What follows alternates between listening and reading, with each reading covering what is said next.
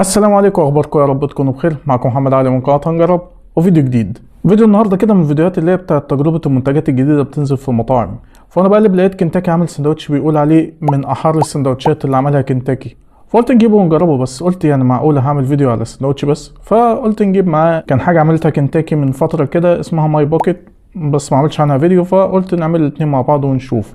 فانا لما شفت مكونات الساندوتش على الفيسبوك وكمان وانا بعمل الاوردر، ففي التليفون بيقول لي خلي بالك ده سبايس يا فندم، فالموضوع شكله ايه، مش بيهزروا، وهيبقى حلو في الاجواء البارده اللي احنا عايشينها دي، يدفي كده ويسخن.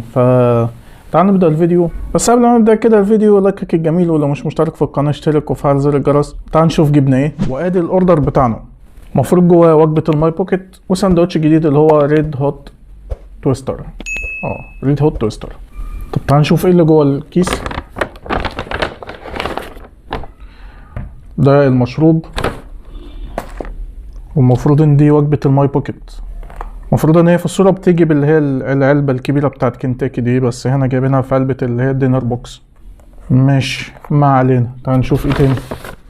وادي الساندوتش بتاعنا، وجايب 3 كاتشب و3 معالق. انا مش عارف المعالق دي لايه، مفيش كول سلو ولا اي حاجة. تعال نبدأ كده بالماي بوكيت ونشوف. المفروض ان وجبة الماي بوكيت بتبقى عبارة عن قطعتين ستريبس وقطعة بالعظم وشوية بطاطس والمشروب معاكم. سعر الماي بوكيت 70 جنيه. تعال نفتح ونشوف ايه اللي جوه العلبة دي. جاية متخرشمة طبعا، الازازة وقعت عليها في الدليفري، اكيد كان البوكيت التاني كان هيبقى احسن من كده بكتير. طيب، هو شوية بطاطس وقطعتين ستريبس، دول حجمهم معقولين، والقطعة اللي هي بالعظم دي تقريبا اللي هي بتبقى جنب الورك كده. طيب، عنده البطاطس بتاعتهم. طيب، البطاطس مزيتة شوية كده وما فيهاش لا ملح ولا توابل ولا اي حاجة. تعال نشوف الستريبس. ولونه بصراحة محترم، لون ذهبي جميل وريحة خفيفة، لان هي انا الصراحة طالبها اوريجينال، لان الساندوتش التاني ده المفروض ان هو سبايسي، فقلت لا يبقى حاجة ايه يسندوا بعض كده. عنده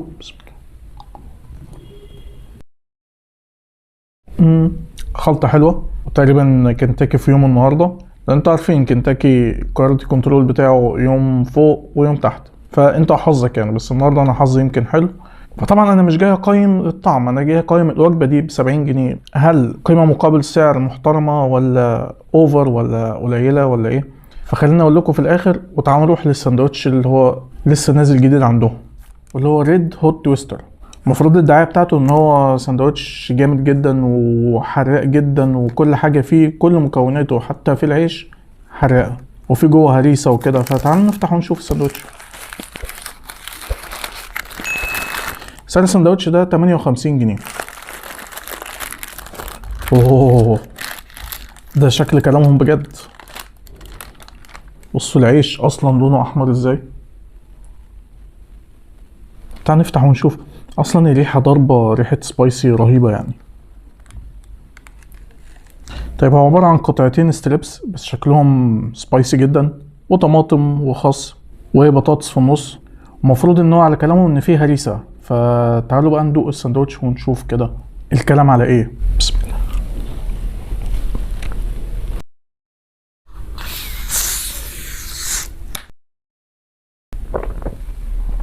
طيب، انا تقريبا وصلت لنص الساندوتش، يعني هو فعلا سبايسي بس مش السبايسي اللي هو انا حسيت بقى هريسه والعيش فيه شطه، بس يعني هو سبايسي بسيط كده، يعني فين اللي هو ايه كده يدفيك، مش سبايسي اللي هو نار ولعه وما تقدرش تكمل الساندوتش، لا هو سبايسي لذيذ بس المحبين السبايسي بصراحه، يعني مش اللي هو بيحب اي حاجه كده سبايسي خفيف، لا.